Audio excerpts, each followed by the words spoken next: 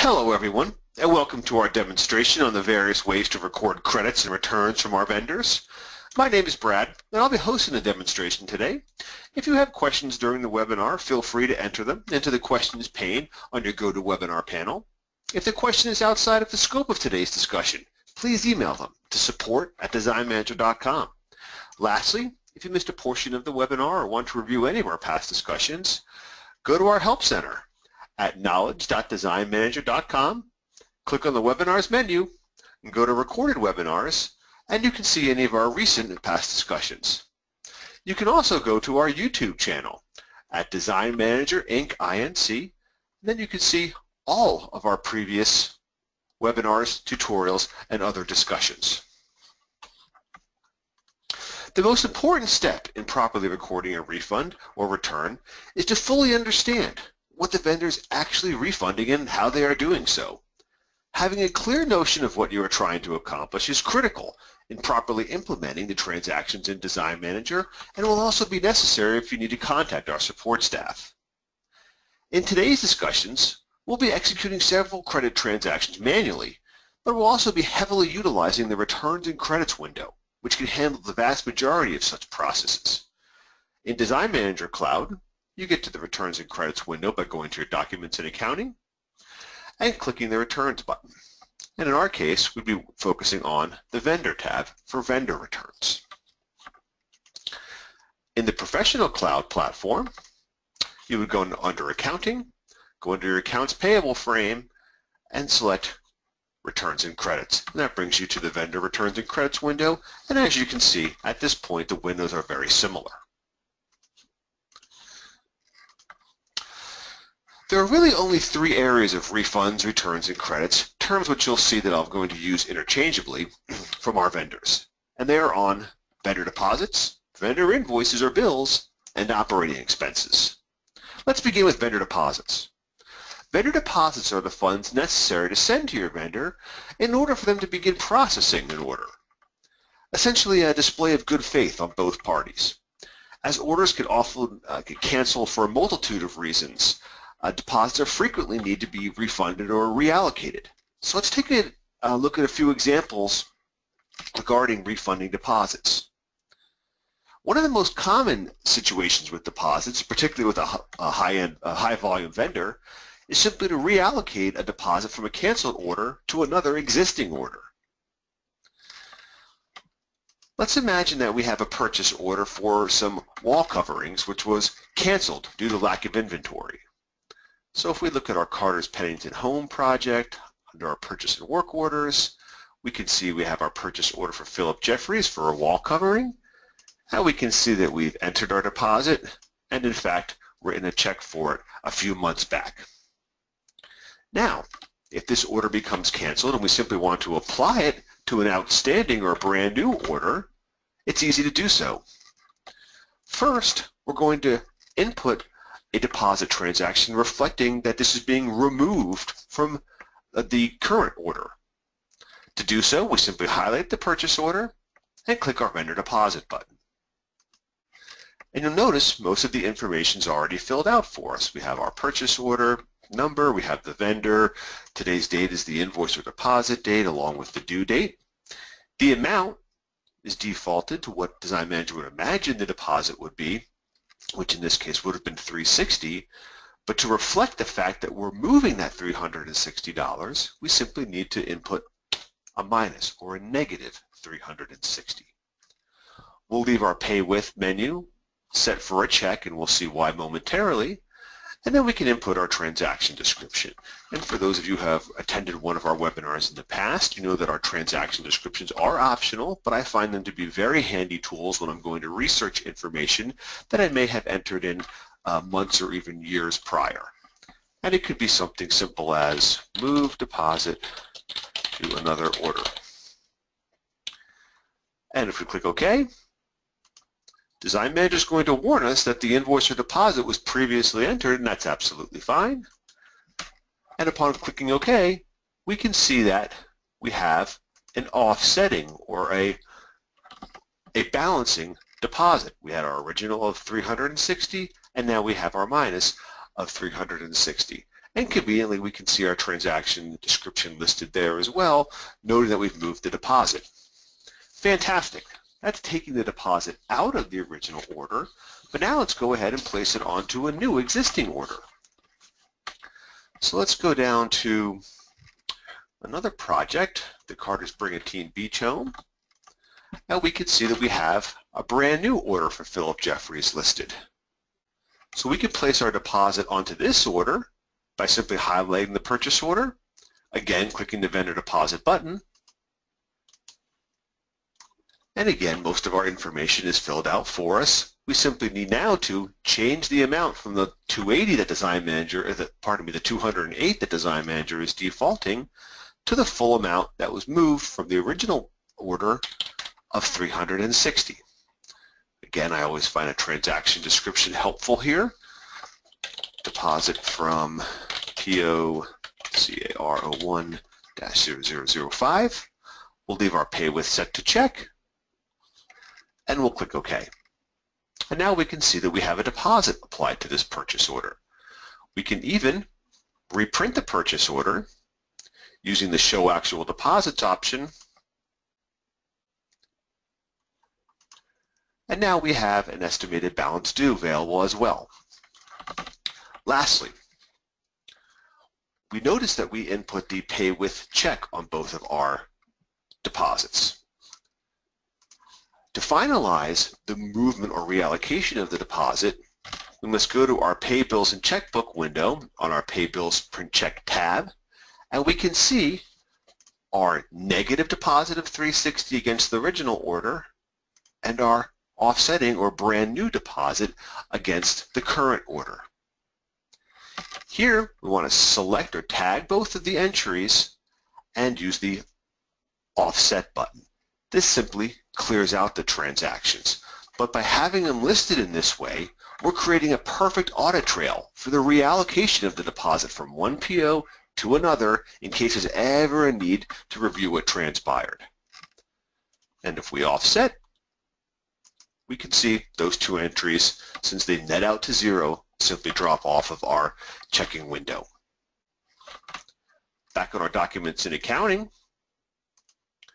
we could, if desired, select our original purchase order, click the status button, and use the Close PO Manually option.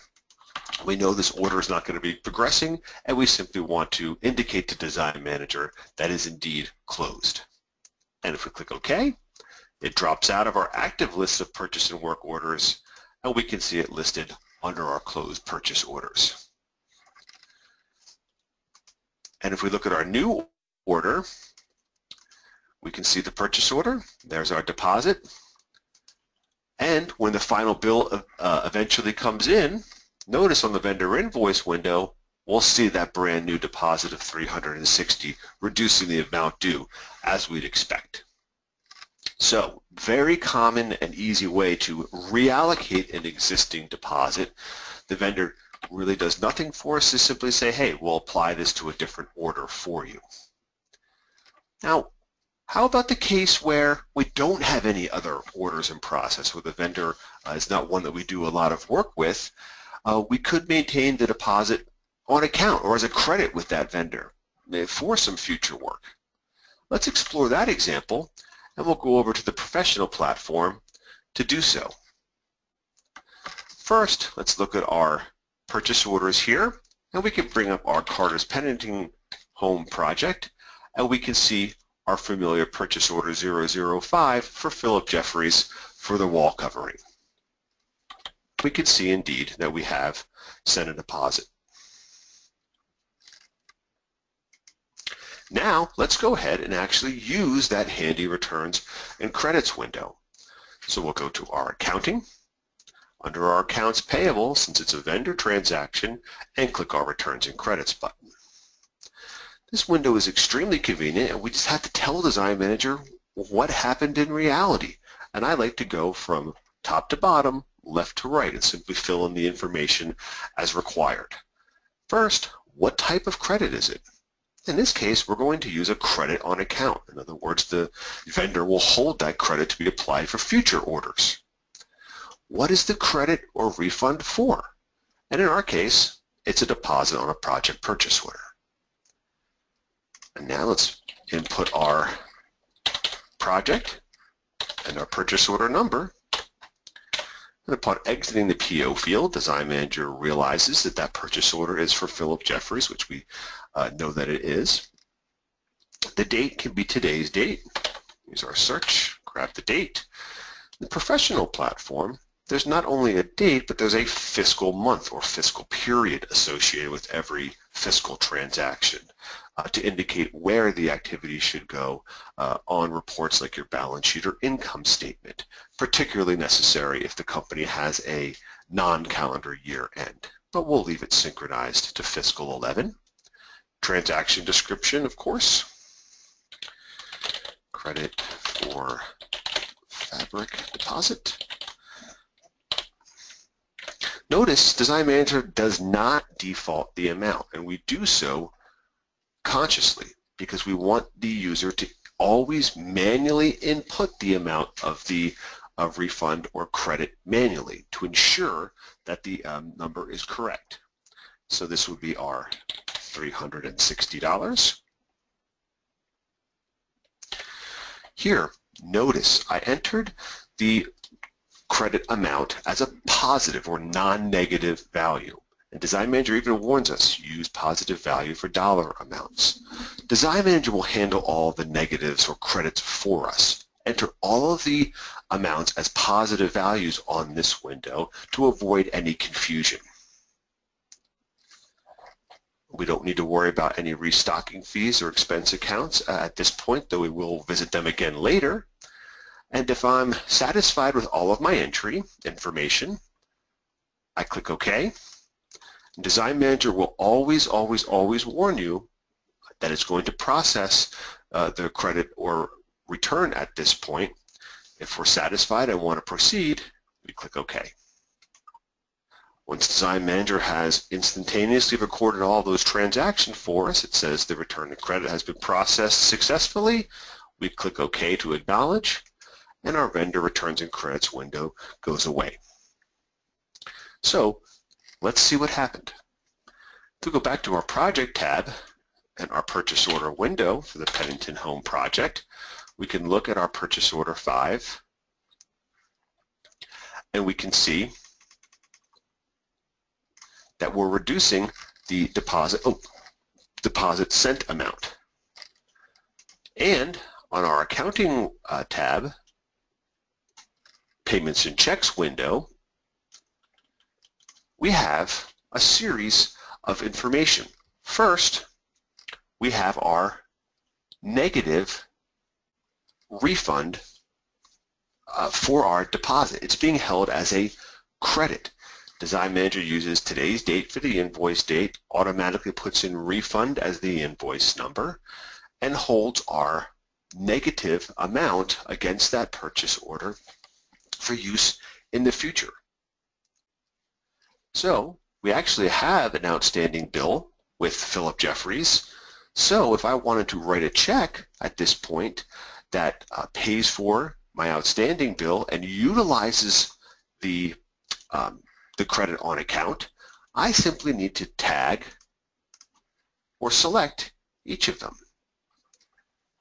If we go to our checks, to get to our check run window, notice upon selecting our checking account, I'm going to craft a single check 10,008 for an amount of 400, which is the net of the original 760 less our credit of 360. And if we process our check, and there it is, and we can even see each distribution listed in the stub along the top of the check and along the bottom, one for us and one for Philip Jeffries. We can see our outstanding invoice and the application of the refund. Click OK and process our check. Obviously, our invoice and credit refund drop from our payments and print checks. And we can see now, back on our purchase order window, our deposit has decreased. We've taken that deposit away and use it as a credit on account. And again, from here, since I know this order won't progress, in Professional, I could hit the Receiving Status button, click the Close PO manually.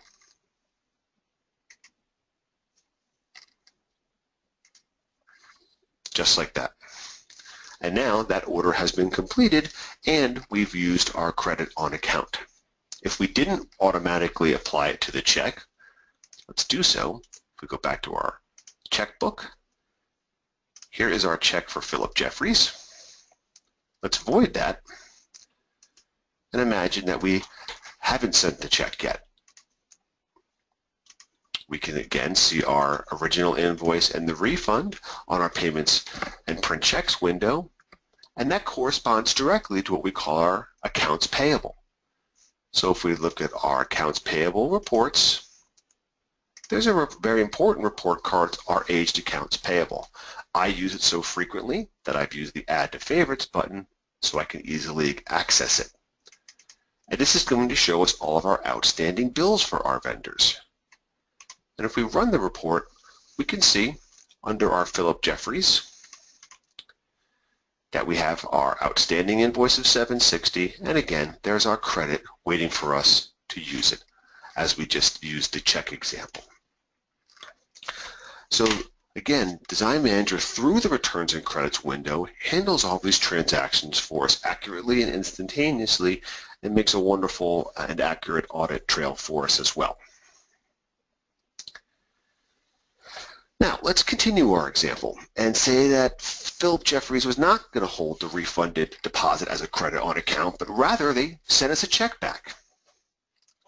So what we could do, let's go to our Payments and Checks window once again. I'm going to select my refund. Here I can use my convenient Go To button, which gets me to my Vendor Deposit, Invoices, and Operating Expenses window on the existing tab, and here's the refund itself. I could simply void this, and now we can process the refund again. And this time, let's do it as a refund check from Philip Jeffries.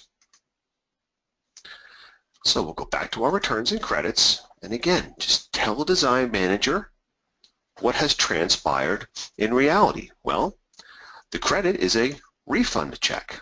And when we select that option, we can see that check number field appears down in our refund information, and we can select the appropriate payment type. And of course, this would be a check. Again, it's a deposit on a project purchase order. We can select our purchase order in question.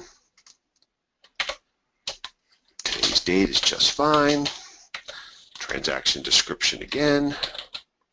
Refund for fabric deposit. The amount was a positive $360. Again, always positive values. We don't need to worry about our restocking fee or expense, and we can input the check number from Philip Jeffries as well. If you click OK, once again, we will always be warned before proceeding. Click OK. Design Manager processes the transactions, and we click OK to acknowledge. Now here, back on our Payments and Checks window, we can see two brand new transactions. Here is the negative or the refunded vendor deposit, along with a offsetting or a pairing of a transaction that represents the refund check coming in. Design Manager at this point is going to require us to select them both, and just like we did on Design Manager Cloud, we want to offset. This is a manual acknowledgement that the controller or bookkeeper or individual who handles the accounts payable is actually acknowledging that the refund has indeed processed. Click Offset, and those two entries are gone. Now, let's take a look at some of what happened behind the scenes. Again, back on our purchase order window, we can see that our deposit has now been reduced back down to 0. In other words, it was refunded. And again, we could ensure that our purchase order is closed.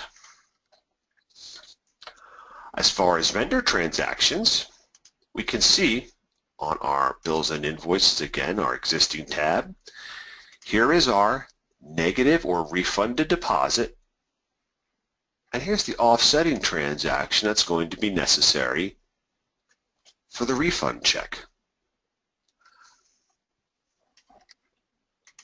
That keeps our accounts payable at 0 for these transactions. And speaking of the refund check itself, if we go to our cash receipts window, existing tab, there it is. There is our check number 4,500 for $360 from Philip Jeffries. So that's going to be automatically entered for us as well. And since I have my checking account set to utilize undeposited funds, I also can see my check waiting in my Make Bank Deposit tab, waiting for me to truly process a deposit slip as well. Very important to understand, all of these transactions can be entered manually. The returns and credits just does them rapidly and accurately for us and almost forces us to enter in all the necessary information. A very good checks and balances system. Now, let's move off of vendor deposits to vendor invoices or vendor bills themselves. And vendor invoice returns are conceptually handled very similarly to refunds for vendor deposits. However, there's another layer of complication on a vendor invoice return in that you must indicate precisely what good or service is being refunded and for what amount. How about we go through an example where we're refunding it to our credit card? Let's jump back to Design Manager Cloud and let's go to another project. How about the Hilsons? Let's take a look at, we have a purchase order that's been paid in full for Century Furniture. And here's our vendor invoice for final payment, and we charged a full $29.50 to our American Express. If we use our handy purchase order status window again, we can see all three components on that original purchase order. They were all on the same vendor invoice. And if we look at our bar stools as an example, we can even see that we've paid for 4 bar stools and our total costs. Now, let's imagine that purchased the bar stools, we take them to the Hilsons, and unfortunately, the Hilsons do not actually like these bar stools and want them returned. So now we're going to then send them back for Century and get a refund, hopefully for the bar stools. Let's say that we have good standing with Century Furniture and they take them back knowing that we'll be doing business with them in the future. So we're going to process a refund for the bar stools for the full $1,400. And this window is convenient because I'm going to need to know how much I want to refund as well. And I can use my actual cost and quantity paid for from here, and we'll see why momentarily. So let's go to our returns and credits window, go to our vendor tab in DM Cloud, and once again, let's just tell Design Manager what's occurring. What is the credit type? In this case, I said that they're going to refund it on our American Express. So we select Refund on Credit Card, and just like that, we see another menu for our credit card selection in our refund information area. What is the credit or refund for? Well, it's not a deposit in this case. It's on a vendor invoice. We can select our Hilson purchase order for Century. Our vendor's automatically populated for us. Use today's date again. Transaction description. Simply credit for bar stools. The amount, this is where I would need to know how much they're refunding me. And we said they gave us the full $1,400, so I can enter that as my amount. Very simple. As long as we have a clear and concise picture of what is truly transpiring, entering it into the returns and credits window is quite simple. Click OK. We always have our warning to proceed. And now there's an additional window or message being displayed. And it says, please use the following window to designate the items that require the credit. To do this, edit each item and type in a negative cost. Well, let's go ahead and do so. And if we click OK, we get to our vendor invoice window. Now, this is where we go to tell Design Manager which components are being returned and for what amount. We already have most of the information entered for us. We have the purchase order, of course, the vendor at Century. Design Manager automatically puts refund as the invoice number. You could change that if desired. The date comes from our returns and credits, as does the transaction description. Notice each of our components currently has a cost on invoice of 0, as it should, because we've already purchased each one. And you can see the cost to date matches the purchase order or estimated cost. To tell Design Manager where the credit is being applied, in this case the bar stools, simply select the appropriate component on the purchase order component grid and click the edit button as indicated by the pencil icon. And now we want to tell Design Manager this is what's going to be refunded and for how much. So this was where we would enter in our negative value. Now we are using a negative. This is going to reflect the refunding or the return of this merchandise, and it's also going to appropriately remove the cost from the project. It's going to reduce our cost of goods sold and all of those type transactions for us as well. I also like to indicate that my quantity paid for is a minus value as well. Click OK, and we can see that we now have a subtotal and amount due of minus $1,400. This value, this amount, must match the amount we typed in on our returns and credits window, albeit in a negative. If it doesn't, Design Manager will warn us. Let's say I had 1401, and now if I try to proceed, I'm alerted to the fact that the amount of the invoice does not match the credit amount. So Design Manager has a nice checks and balances to ensure that we're processing this properly. Put in our 1400, and now since our amounts match up, we can proceed. And there we go. Now we can see underneath our original purchase order, here's our original vendor invoice on our American Express, and now here's our refund. Our refund is the invoice number. There's our transaction description, today's date. Parentheses indicate that it's a negative or credit value, but it is charged back to our American Express. If we look at the status window for the order now, we can still see that our sofa and our chairs still have cost associated with them. But if we look at our bar stools, the cost and quantity paid for has been reduced back to 0. And we can even see that the vendor invoice has been updated to refund, or our last invoice number that was entered on the returns and credits, and the date as well. And as Design Manager is fully integrated, we can see, if we look at our Pay Bills and Checkbook button and go to our Credit Card Activity tab, there is our refund on our American Express account. And we can see that coming in as a quote-unquote payment or a reduction to the balance of the credit card. And we can see we're reducing the amount that we owe our American Express from $59.2015 to $45.2015. Okay, let's take this one step further. Let's say that Century Furniture is going to charge a restocking fee against the refund for the bar stools. Let's jump over to the professional cloud and we'll add in that complexity. And if we take a look at our purchase orders for Hilson here, we can see here's our Century purchase order. And if we look out We can see the actual amount we have paid for this purchase order and the fact that it was on our American Express. Go over our accounting tab under our accounts payable. Let's go to our returns and credits. And again, let's just enter the information that happened in reality.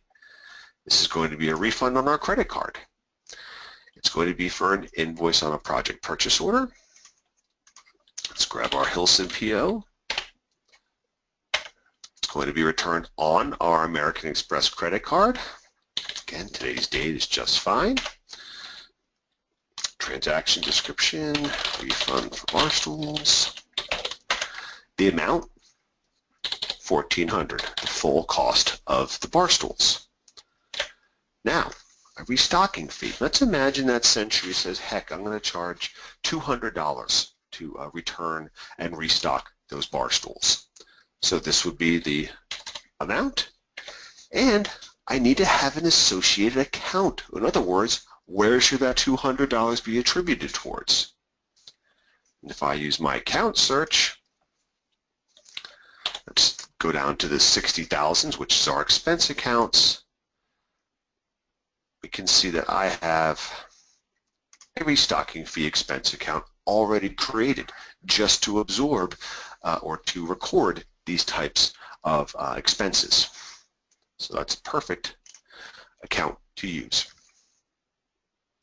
If we click OK now, again, we get our familiar warning, and we click OK to proceed, and we're going to be asked again to indicate which component on that purchase order is going to be refunded. That gets us back to our vendor invoice window. Again, most of our information is already filled out for us. We're going to edit our bar stool and put in our minus $1,400 cost and a quantity paid for of -4 as well.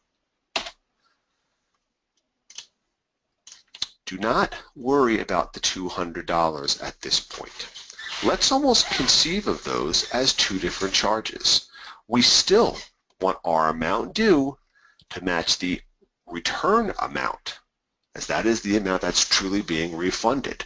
Yes, we're getting a separate charge for our restocking fee, but that will be handled separately. So we still want to have our amount due match the amount on the returns and credits window, again, albeit a negative. If I had typed in 1,600 here, I would be warned that is not correct. So we still want to have the amounts match. If we click OK, our return has been processed successfully.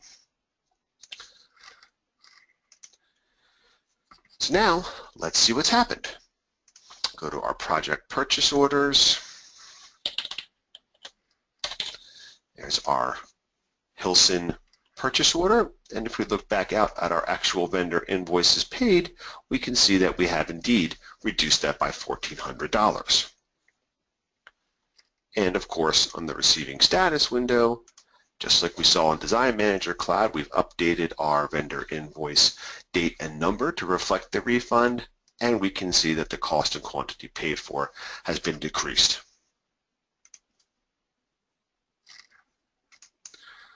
For our accounting transactions, let's take a peek at our Bills and Invoices existing tab. Here is our negative vendor invoice, or our credit vendor invoice that reduces that cost. It's going on to our American Express. And we have a separate operating expense transactions created for what? That is our $200 restocking fee. If we look at our detail button here, we can see that I am debiting or increasing my 65,000 restocking fee expense account. And I'm also putting a transaction out in accounts payable, meaning that my restocking fee charge is still waiting on my payments and print checks window. And there it is. So Design Manager processes that restocking fee as its own operating expense, and it puts it in, it allows it to still be open or unpaid at this point. because Century may have sent me the bill later and I'm going to pay via check, or I'm going to pay it online or pay it with a credit card. So now I want to come here and tell Design Manager how in fact I actually did pay that restocking fee. And let's say that I just said put it on the American Express as well. To indicate that, simply hit the tag, and I'll use my credit card option. I'm going to pay with my American Express.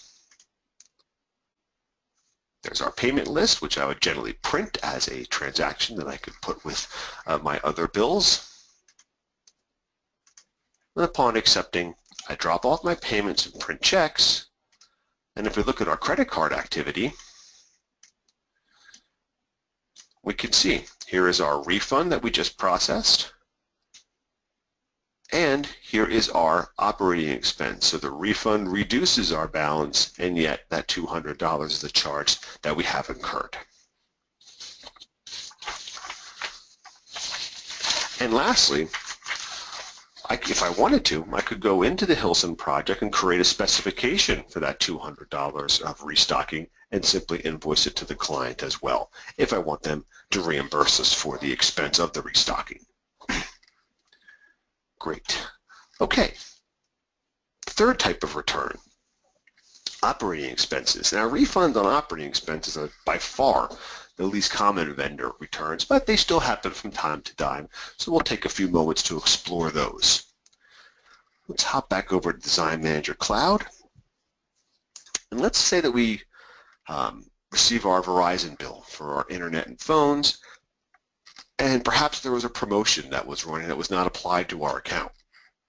Verizon has been contacted and then corrected it and credited our American Express, which we usually pay our Verizon with, for that promotion.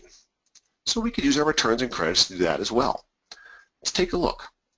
If we go to our Documents in Accounting, Vendor View, here's our Verizon, and there's our Operating Expenses folder, current year, and there's our original invoice for our phone and internet for October. And we could say that it was $225 on our American Express.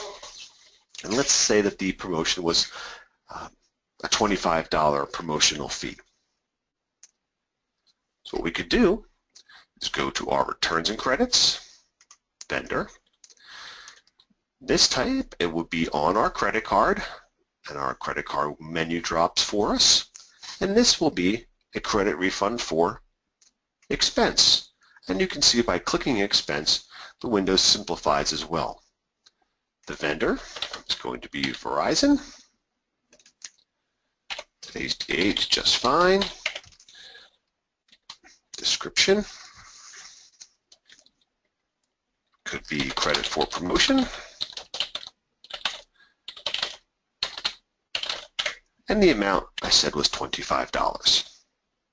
Great, so all the information is entered and we're ready to proceed. If we click OK, of course we're going to get alerted to that fact. Now we're also asked to designate the appropriate expense account or accounts that's going to absorb or record the credit. So if we click OK here, we can see we're brought to our vendor operating expense window. And again, most of the information is entered for us.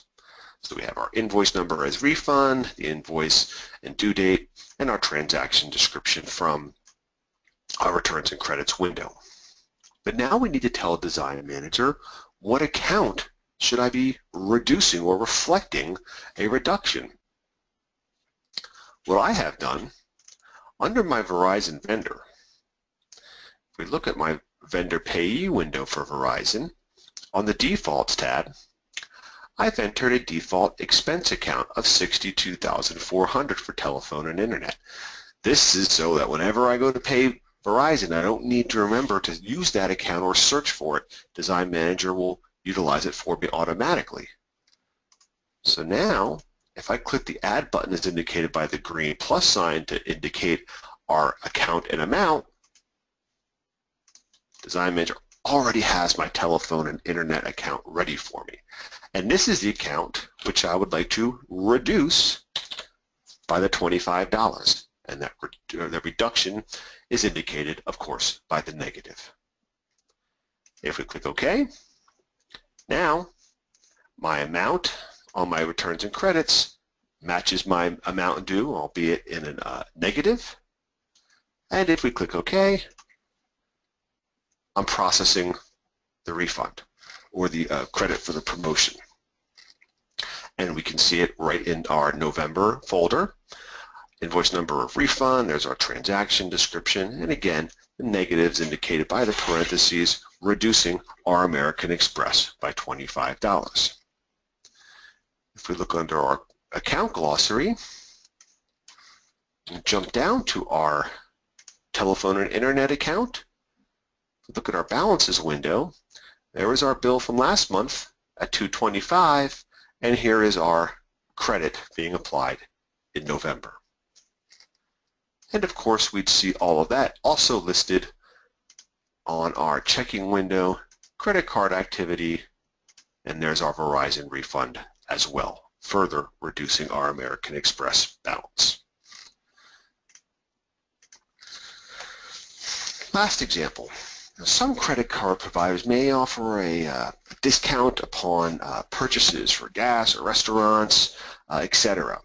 And we can enter such a credit manually so that we can properly reconcile our credit card statements. And we can actually do that as a credit. And this comes up time once in a while into our tech support team, so I thought I would do a quick demonstration of that as well. So let's go to our documents and accounting, go back to our vendor view, and let's go to our, actually jump on the professional platform for a moment.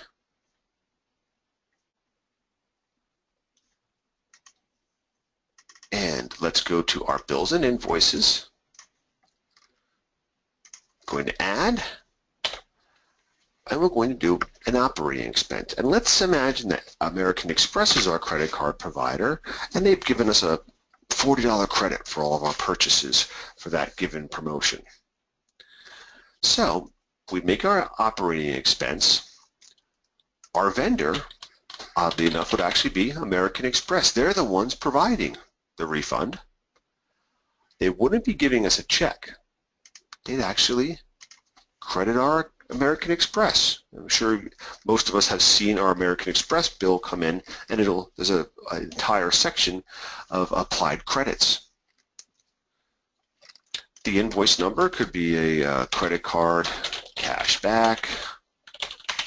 We'll use today's date or the date that the credit was actually entered onto our statement. Transaction description, I'll use the exact same as the invoice number. If I click my Add button for my account distribution window, this goes right to my American Express account. Why? Well, just like Verizon, I have my American Express default expense account set to my American Express liability account.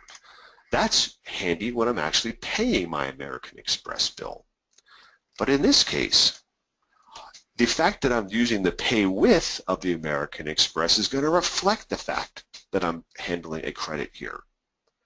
So I want to now change my account number to what is being credited, or what is my credit for. And I could use a travel expense account or a meals expense account, or I may have a generic fee or charges account like my $63,100 bank credit card service charges. By selecting this account, I'll be processing that cash back as a reduction of fees, which is perfectly accurate. And I said it was a $40 credit, so I'd enter in that as a -40, again, the negative reflecting the reduction of those fees.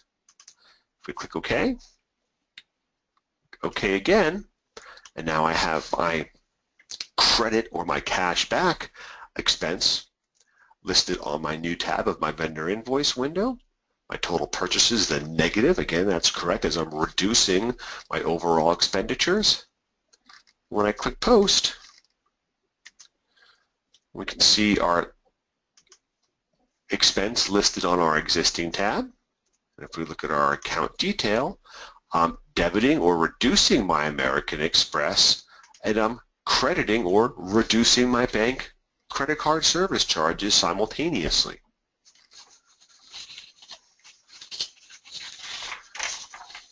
And then on our credit cards window, we can see under my American Express, there is our negative or our credit of a finance charge. We can see that's actually reducing the running balance.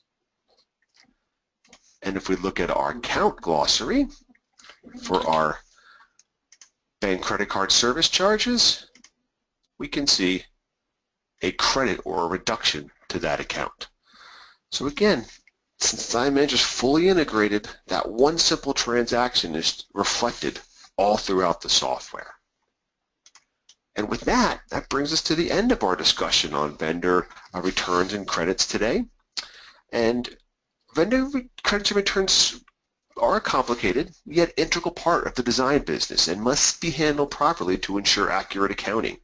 And today we try to go through handling many common scenarios on how we can both manually reflect the refund, but also how to properly and accurately use the returns and credits window, which can process these refunds accurately, quickly, and simply. And with that, I'd like to thank everyone for joining us this afternoon, and I hope to see you again in the near future.